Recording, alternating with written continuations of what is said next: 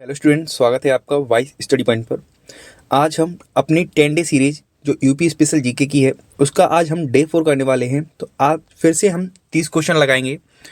तो इसी के साथ आज हमारे 120 क्वेश्चन हो जाएंगे।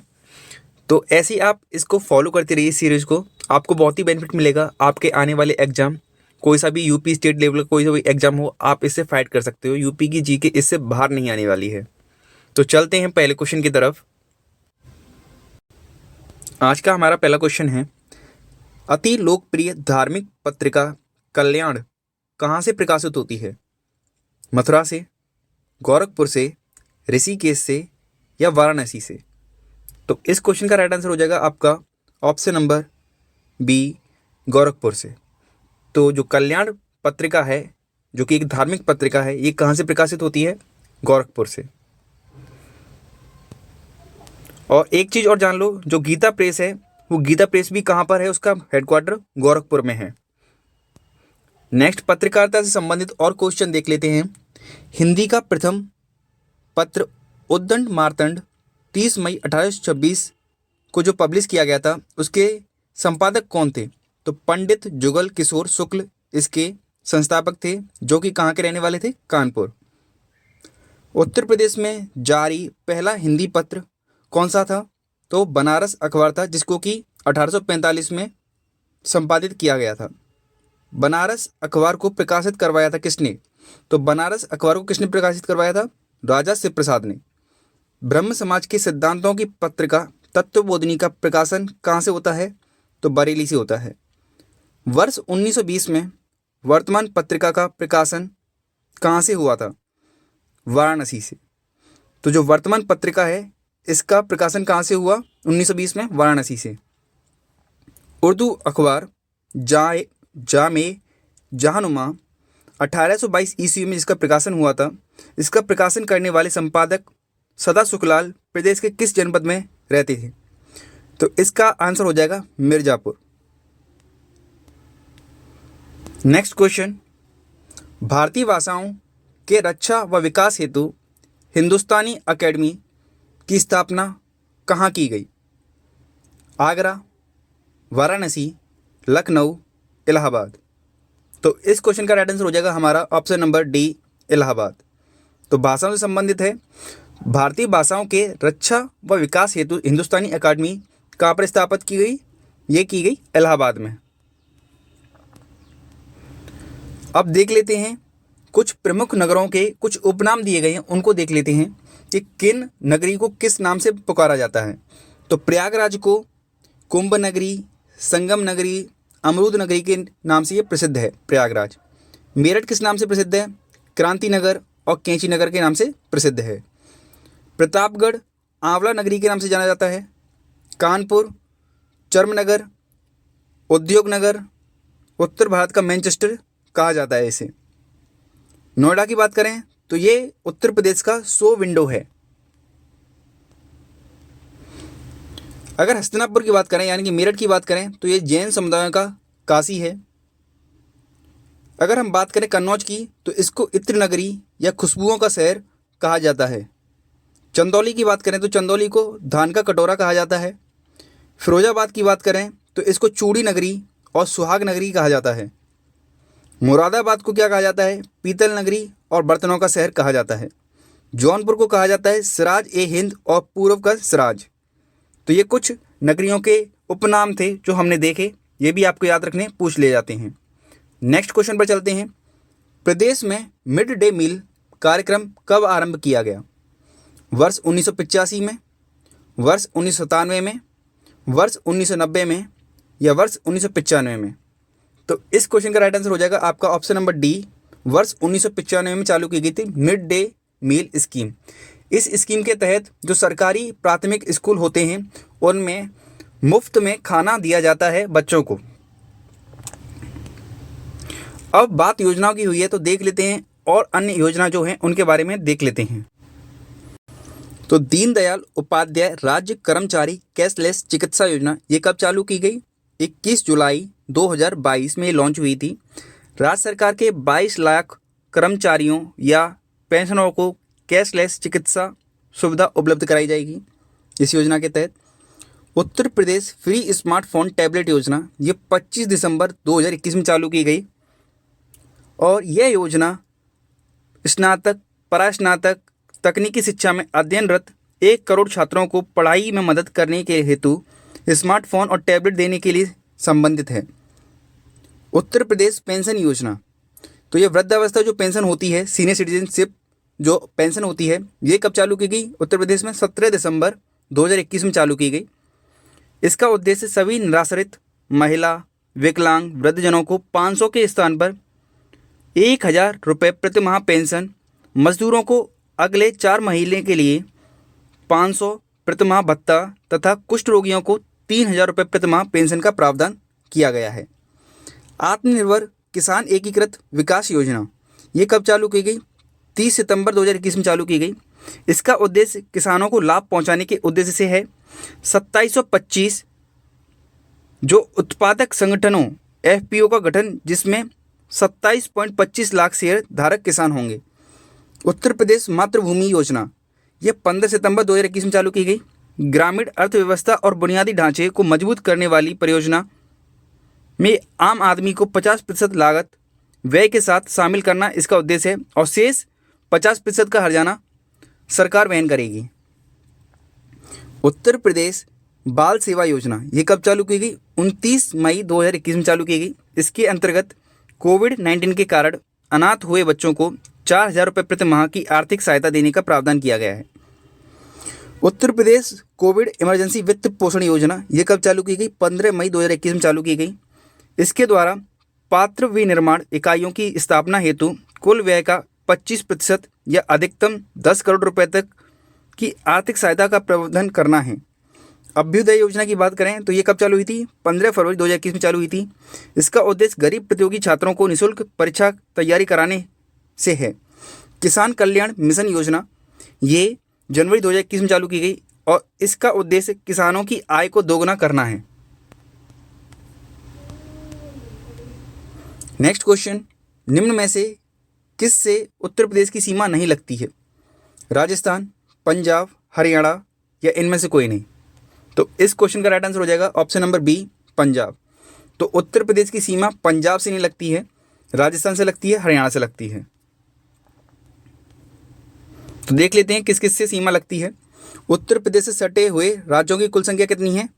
8 तो राज्य लगते हैं और 1 केंद्र शासित प्रदेश लगता है। राज्यों में हिमाचल प्रदेश, उत्तराखंड, हरियाणा, राजस्थान, मध्य प्रदेश, छत्तीसगढ़ और झारखंड और बिहार, ये उत्तर प्रदेश से सीमा साझा करते हैं और 1 केंद्र शासित प्रदेश है दिल्ली, जो कि उत्तर प्रदेश से सीमा साझा करती है। उत्तर प्रदेश में सर्वाधिक वर्षा का क्षेत्र कौन सा है? तराई क्षेत्र, मध्य गंगा मैदान, पूर्व गंगा मैदान, पश्चिमी गंगा मैदान। तो इसका सही जवाब हो जाएगा हमारा ऑप्शन नंबर ए, तराई क्षेत्र। तो उत्तर प्रदेश का तराई क्षेत्र में सबसे अधिक वर्षा होती है। अब उत्तर प्रदेश से संबंधित कुछ तथ्य देख लेते हैं। अगर बात करें प्रदेश में सबसे अधिक कृषि क्षेत्र कौन सा है, तो बुंदेलखंड है। उत्तर प्रदेश में सबसे अधिक मृदा अपरदन का कारण क्या है, तो जल है।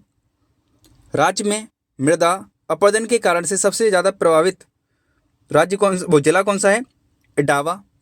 प्रदेश का पहला सिंचाई कार्यालय कहाँ खोला गया, तो 1823 ईस्वी में सहारनपुर में खोला गया पहला सिंचाई कार्यालय। अगर बात करें नहरों द्वारा सिंचित क्षेत्रों में प्रदेश का स्थान है प्रथम, तो सबसे ज़्यादा सिंचाई इसी क्षेत्र में ज़्यादा होती है, उत्तर प्रदेश में ज़्यादा होती है। प्रदेश में नहरों की कुल लंबाई कितनी है? 74,000 किलोमीटर है। प्रदेश के इस क्षेत्र में सर्वाधिक नहरों का विकास हुआ है। मतलब किस क्षेत्र में हुआ है सबसे ज़्यादा विकास नहरों का? तो पश्चिमी उत्तर प्रदेश में सबसे ज़्यादा नहरों का विकास हुआ है। प्रदेश में सर्वाधिक नहरें किस जनपद में हैं? तो ये रायबरेली में है। सबसे ज़्यादा किस में है? रायबरेली में। प्रदेश में न्यूनतम नहरें किस जनपद में हैं? तो ये अमरोहा जिले में सबसे कम नहरें हैं। प्रदेश में कुल शुद्ध सिंचित क्षेत्र में सर्वाधिक योगदान किसका है? नलकूप का है। तो जो सिंचाई की जाती है वो सबसे ज़्यादा किससे की जाती है? नलकूपों से की जाती है, 71.8%। नलकूपों द्वारा सिंचाई सर्वप्रथम कहाँ से शुरू की गई? तो मेरठ से शुरू की गई थी। नलकूपों के द्वारा सिंचाई मेरठ से शुरू की गई थी 1930 में। निम्न में से सर्वाधिक क्षेत्रफल वाला जिला कौन सा है? सोनभद्र, सीतापुर, हरदोई, लखीमपुर खीरी। तो इस क्वेश्चन का राइट आंसर हो जाएगा हमारा option number D, Lakhimpur Kheri. ये सर्वाधिक क्षेत्रफल वाला जिला है। नेक्स्ट क्वेश्चन, क्षेत्रफल की दृष्टि से उत्तर प्रदेश का भारत के राज्यों में कौन सा स्थान है? द्वितीय, चतुर्थ, तृतीय या पंचम? तो इसका हमारा सही जवाब हो जाएगा ऑप्शन नंबर बी, चतुर्थ, यानी चौथा नंबर है क्षेत्रफल के मामले में पूरे भारत में। अब कुछ भौगोलिक स्थिति देख लेते हैं उत्तर प्रदेश की। तो इसका अक्षांश स्थिति देखते हैं। तो अक्षांश स्थिति है 23 डिग्री 52 ग्रेड्स से लेकर 30 डिग्री 28 ग्रेड्स तक उत्तरी अक्षांश में। और देशांतरी स्थिति की बात करें तो 77 डिग्री और 3 ग्रेड से लेकर 84 डिग्री 39 ग्रेड तक पूर्वी देशांतर है। अक्षांशीय विस्तार की बात करें तो 6 डिग्री 32, अक्षांशीय विस्तार की बात करें तो 6 डिग्री 32 ग्रेड्स है। देशांतरी विस्तार की बात करें तो 6 डिग्री 33 डिग्री ग्रेड्स है। अगर क्षेत्रफल की बात करें तो 2,40,928 वर्ग किलोमीटर है। क्षेत्रफल के संदर्भ में भारत चौथे स्थान पर है, जो हमने अभी देखा चौथे स्थान पर है। और पहले स्थान पर कौन आता है? राजस्थान, दूसरे पर मध्य प्रदेश और तीसरे पर महाराष्ट्र, उसके बाद अपना उत्तर प्रदेश है। क्षेत्रफल के आधार पर शीर्ष जिले कौन से हैं? तो लखीमपुर खीरी जो है इसका सबसे ज़्यादा क्षेत्रफल है। दूसरे नंबर पर सोनभद्र आता है, तीसरे नंबर पर हरदोई, चौथे नंबर पर सीतापुर। राज्य का सबसे पूर्वी व पश्चिमी जिला कौन सा है? तो पूर्वी जिला है बलिया और पश्चिमी जिला है शामली। सबसे उत्तरी व दक्षिणी जिला कौन सा है? तो सहारनपुर सबसे उत्तरी जिला है और सोनभद्र सबसे दक्षिणी जिला है। नेपाल से सटे जिलों की संख्या कितनी है? 7 है। पीलीभीत, लखीमपुर खीरी, बहराइच, श्रावस्ती, बलरामपुर, सिद्धार्थनगर और महाराजगंज, ये 7 जिले हैं जो कि नेपाल से सटे हुए हैं। नेक्स्ट क्वेश्चन, निम्न में से किस जिले को अंतर्राष्ट्रीय सीमा स्पर्श नहीं करती है? बलरामपुर, श्रावस्ती, पीलीभीत या बस्ती? तो इस क्वेश्चन का हमारा राइट आंसर हो जाएगा ऑप्शन नंबर डी, बस्ती। तो बस्ती जो जिला है उसको अंतर्राष्ट्रीय सीमा स्पर्श नहीं करती है। बाकी बलरामपुर, श्रावस्ती और पीलीभीत को अंतर्राष्ट्रीय सीमा स्पर्श करती है। अंतर्राष्ट्रीय सीमा का मतलब विदेशी कोई देश इसको स्पर्श करता हो। नेक्स्ट क्वेश्चन, निम्न में से प्रदेश का कौन सा जनपद उत्तराखंड, हरियाणा तथा हिमाचल प्रदेश के साथ सीमा बनाता है? तो हमें उत्तर प्रदेश के उस जिले का नाम बताना है जो कि तीनों राज्यों से सीमा अपनी साझा करता हो, उत्तराखंड, हरियाणा और हिमाचल प्रदेश। तो ऑप्शन है मेरठ, सोनभद्र, सहारनपुर, मुजफ्फरनगर। तो इस क्वेश्चन का राइट आंसर हो जाएगा हमारा option number C, Saharanpur. Saharanpur एकमात्र ऐसा जिला है उत्तर प्रदेश का जो कि तीनों राज्यों से सीमा साझा करता है। नेक्स्ट क्वेश्चन, क्षेत्रफल के घटते क्रम में सही विकल्प का चयन कीजिए। तो अब हम नेक्स्ट क्वेश्चन करते हैं अपना, क्षेत्रफल के घटते क्रम में सही विकल्प का चयन कीजिए। राजस्थान, महाराष्ट्र, मध्य प्रदेश, उत्तर प्रदेश। राजस्थान, मध्य प्रदेश, महाराष्ट्र या उत्तर प्रदेश। मध्य प्रदेश, महाराष्ट्र, राजस्थान या उत्तर प्रदेश। या राजस्थान, गुजरात, मध्य प्रदेश या उत्तर प्रदेश। तो इस क्वेश्चन का हमारा राइट आंसर हो जाएगा option number B, Rajasthan, Madhya Pradesh, Maharashtra और उत्तर प्रदेश। जैसे कि हमने देखा था कि पहले स्थान पर कौन सा है? राजस्थान, दूसरे स्थान पर है मध्य प्रदेश, तीसरे स्थान पर है हमारा महाराष्ट्र और चौथे नंबर पर है उत्तर प्रदेश। नेक्स्ट क्वेश्चन पर आते हैं, लखनऊ की सीमा किसे स्पर्श नहीं करती है? उन्नाव, हरदोई, बलिया या बाराबंकी? तो इस क्वेश्चन का हमारा राइट आंसर हो जाएगा ऑप्शन नंबर बी, हरदोई। तो लखनऊ की सीमा हरदोई जिले को स्पर्श नहीं करती है। अब कुछ फैक्ट्स देख लेते हैं कि कौन सा राज्य कितने जिलों से लगा हुआ है। तो उत्तराखंड से सटे हुए कितने जिले हैं? 7 जिले हैं। वो कौन कौन से हैं? सहारनपुर, मुजफ्फरनगर, बिजनौर, मुरादाबाद, रामपुर, बरेली और पीलीभीत। हरियाणा राज्य से सटे हुए कितने जिले हैं? 6 राज्य हैं। सहारनपुर, शामली, बागपत, मथुरा, गौतम बुद्ध नगर और अलीगढ़।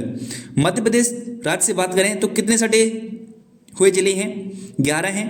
आगरा, इटावा, जालौन, झांसी, ललितपुर, महोबा, बांदा, चित्रकूट, प्रयागराज, मिर्जापुर, सोनभद्र। बिहार राज्य से बात करें तो कितने जिले सटे हुए हैं? 7 हैं। सोनभद्र, चंदौली, गाजीपुर, बलिया, कुशीनगर, महाराजगंज और देवरिया। ये आपको याद रखना है। नेक्स्ट क्वेश्चन पर बात करते हैं।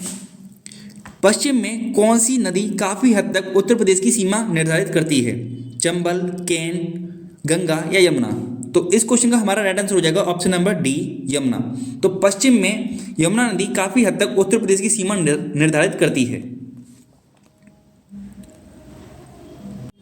अब कुछ ऐसे शहर देख लेते हैं जो किसी न किसी नदी के किनारे बसे हुए हैं। तो जैसे गंगा नदी के किनारे बसे हुए शहरों की बात करें तो कौन कौन से शहर आते हैं? गाजीपुर, वाराणसी, मिर्जापुर, सिरसा, प्रयागराज, कानपुर, फतेहगढ़, गढ़मुक्तेश्वर और बिठूर। ये सब गंगा नदी के किनारे बसे हुए शहर हैं। अगर यमुना नदी के किनारे से बसे हुए शहरों की बात करें तो प्रयागराज, बागपत, कौशाम्बी, हमीरपुर, आगरा, मथुरा, वृंदावन, ये सारे यमुना नदी के किनारे बसे हुए हैं। जौनपुर, लखनऊ, सुल्तानपुर, ये गोमती नदी के किनारे बसे हुए शहर हैं। अयोध्या और बरहज सरयू नदी के किनारे बसे हुए शहर हैं। राप्ती नदी के किनारे गोरखपुर बसा हुआ है। गाजियाबाद, नोएडा, ग्रेटर नोएडा, ये हिंडन नदी के किनारे बसे हुए हैं। मुरादाबाद रामगंगा के किनारे बसा हुआ है। और प्रतापगढ़ सई नदी के किनारे बसा हुआ है। नेक्स्ट क्वेश्चन की बात करते हैं। उत्तर प्रदेश के भावर क्षेत्र में किस प्रकार की मृदा पाई जाती है? दलदली, कंकरीली, पथरीली या महीन जलोढ़ या भूरी?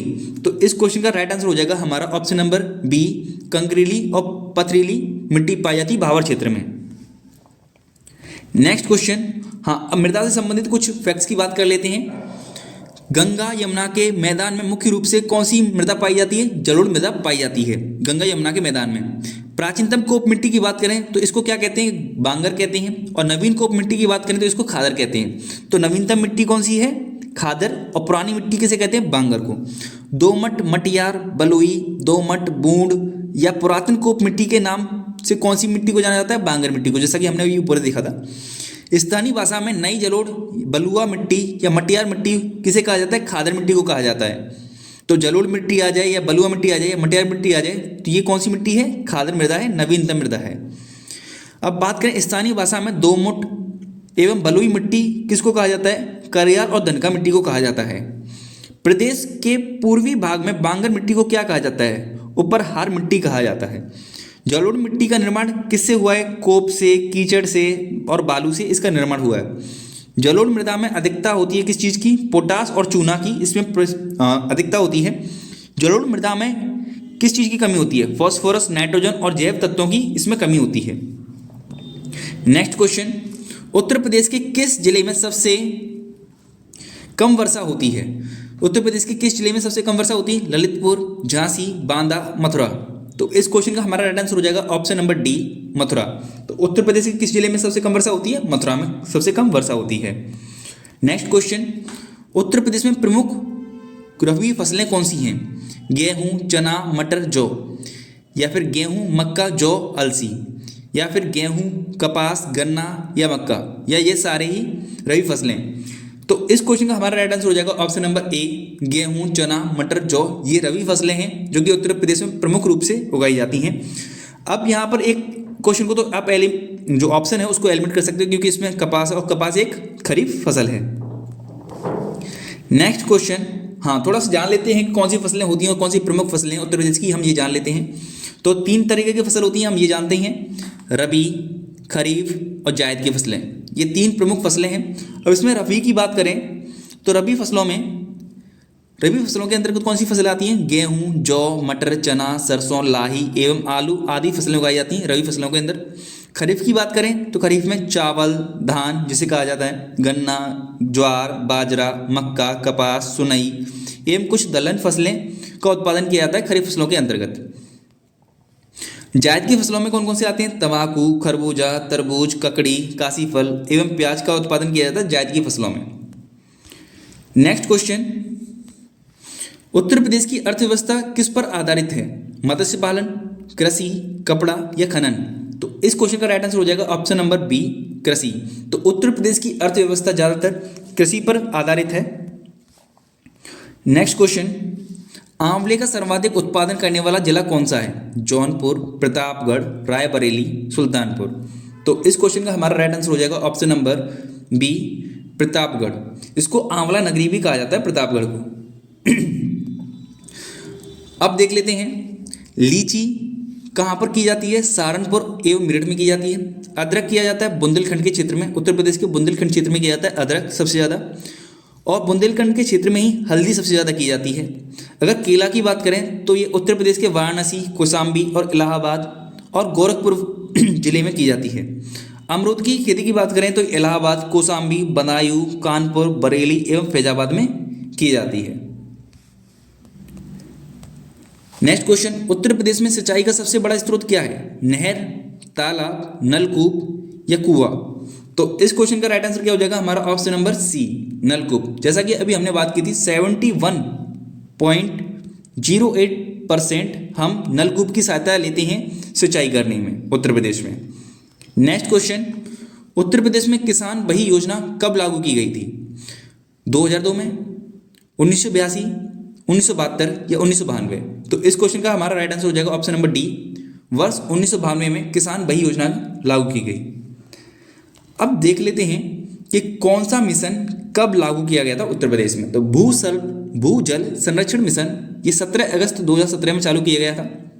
उत्तर प्रदेश किसान ऋण मोचन योजना ये 7 अप्रैल 2017 में चालू की गई थी। जोखिम प्रबंध एवं पशुधन बीमा योजना ये 13 दिसंबर 2016 में चालू की गई। किसान पाठशाला योजना ये 5 दिसंबर 2017 में चालू की गई। किसान रथ सेवा ये 2010-11 में चालू की गई थी। किसान हित योजना ये 2007 और 8 में चालू की गई थी। आई सोपाम योजना ये 2004 और 5 में चालू की गई। किसान वृद्धावस्था ये पेंशन योजना ये 2 अक्टूबर 2003 में चालू की गई। किसान मित्र योजना ये 18 जून 2001 में चालू की गई। किसान क्रेडिट कार्ड योजना ये 1999 और 2000 में चालू की गई, कि किसी चीज़ से कहा जाता है।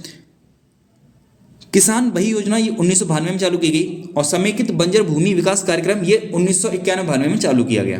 तो ये कुछ प्रमुख योजना हैं उत्तर प्रदेश की जो चालू की गई। इनके समय पूछ ले जाते हैं कब चालू की गई। नेक्स्ट क्वेश्चन, उत्तर प्रदेश निम्न में से किन फसलों का देश में सबसे बड़ा उत्पादक है? आलू, चावल, गन्ना, तंबाकू। तो ये 4 फसलें हैं, इसमें से आपको बताना है कौन सी फसलों का सबसे श्रेष्ठ उत्पादक है। तो ऑप्शन है 1 और 2, 2 और 3, 3 एवं 4 और 1 और 3। तो इसमें हम देख लेते हैं कौन कौन से हैं। एक तो आलू और गन्ना, यानी कि 1 और 3 हमारा इस क्वेश्चन का राइट आंसर होना चाहिए। तो ये किस में है? डी ऑप्शन में है। तो इसीलिए हमारा इसका राइट आंसर क्या हो जाएगा? डी ऑप्शन इसका राइट आंसर हो जाएगा। नेक्स्ट क्वेश्चन, उत्तर प्रदेश में किसान मित्र योजना कब शुरू की गई? 18 जून 2004, 18 जून 2003, 18 जून 2002 या 18 जून 2001? तो इस क्वेश्चन का हमारा राइट आंसर हो जाएगा ऑप्शन नंबर डी, 18 जून 2001 में चालू की गई उत्तर प्रदेश किसान मित्र योजना। नेक्स्ट क्वेश्चन, निम्न में से किस फसल का उत्तर प्रदेश भारत में सर्वप्रमुख उत्पादक है? चना, ज्वार, मक्का, गेहूं। तो इस क्वेश्चन का हमारा राइट आंसर हो जाएगा ऑप्शन नंबर डी, गेहूं। तो गेहूं का सर्वप्रमुख उत्पादक राज्य है उत्तर प्रदेश। अब देख लेते हैं किस फसल में हमारा उत्तर प्रदेश प्रथम स्थान पर है।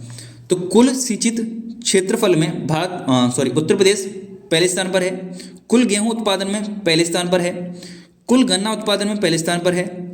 कुल हरी मटर उत्पादन में पहले स्थान पर है। आम के उत्पादन में पहले स्थान पर है। आंवला उत्पादन, पशुधन, खाद्यान्न उत्पादन, आलू उत्पादन, सब्जी उत्पादन, दुग्ध उत्पादन और चीनी उत्पादन, इन सब में अपना उत्तर प्रदेश पहले नंबर पर है। अब बात करें इससे आगे, चावल उत्पादन में और जौ उत्पादन में इसमें दूसरे स्थान पर है अपना उत्तर प्रदेश। नेक्स्ट क्वेश्चन, भारतवर्ष में प्रथम कृषि विश्वविद्यालय की स्थापना कहाँ की गई? जबलपुर, कानपुर, फैजाबाद या पंतनगर? तो इस क्वेश्चन का हमारा राइट आंसर हो जाएगा ऑप्शन नंबर डी, पंतनगर। तो पंतनगर में प्रथम कृषि विश्वविद्यालय की स्थापना की गई थी। नेक्स्ट क्वेश्चन, उत्तर प्रदेश की प्रमुख फसल कौन सी है? मक्का, गेहूं, धान, गन्ना? तो इस क्वेश्चन का राइट आंसर हो जाएगा ऑप्शन नंबर बी, गेहूं। तो उत्तर प्रदेश की प्रमुख फसल कौन सी है? गेहूं है।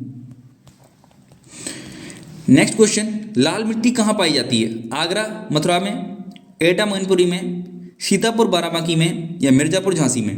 तो इस क्वेश्चन का राइट आंसर हो जाएगा option number D, Mirzapur Jhansi में लाल मिट्टी पाई जाती है। नेक्स्ट क्वेश्चन, उत्तर प्रदेश की सबसे महत्वपूर्ण नकदी फसल कौन सी है?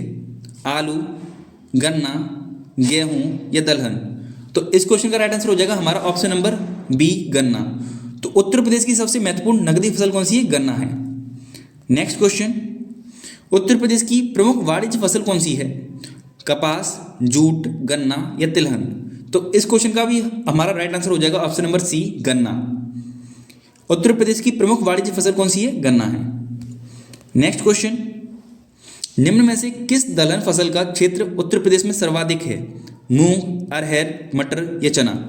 तो इस क्वेश्चन का राइट आंसर हो जाएगा ऑप्शन नंबर डी, चना। तो चना दलहन फसल का क्षेत्र उत्तर प्रदेश में सर्वाधिक है। नेक्स्ट क्वेश्चन, गेहूं के अधिकतम उत्पादन वाला राज्य कौन सा है? पंजाब, हरियाणा, उत्तर प्रदेश या मध्य प्रदेश? तो इस क्वेश्चन का आपको आंसर इजीली दे सकते हो, क्योंकि मैंने बताया अभी कि गेहूं के उत्पादन में उत्तर प्रदेश राज्य शीर्ष पर है। तो इस क्वेश्चन का राइट आंसर क्या हो जाएगा? हमारा option number C. Next question और लास्ट क्वेश्चन, कृषि श्रम उत्पादकता सर्वाधिक किस क्षेत्र में है यूपी के अंदर? पूर्वी उत्तर प्रदेश में, बुंदेलखंड क्षेत्र में, मध्य उत्तर प्रदेश में या पश्चिमी उत्तर प्रदेश में? तो इस क्वेश्चन का राइट आंसर हो जाएगा आपका ऑप्शन नंबर डी, पश्चिमी उत्तर प्रदेश में कृषि श्रम उत्पादकता सर्वाधिक है। तो इसी के साथ आज का हमारा डे 4 का सेशन खत्म होता है। अगर आपको वीडियो अच्छी लगी हो तो वीडियो को लाइक ज़रूर करना, क्योंकि वीडियो बनाने में बहुत मेहनत लगती है। और वीडियो अगर आपको इन्फॉर्मेटिव लगी हो तो वीडियो को शेयर जरूर करना। अगर आप ऐसी रेगुलर वीडियो देखना चाहते हो तो चैनल को सब्सक्राइब कर लेना, जिससे कि आपको इन्फॉर्मेशन मिलती रहेगी कि आगे कौन सी वीडियो आने वाली है। वीडियो देखने के लिए धन्यवाद।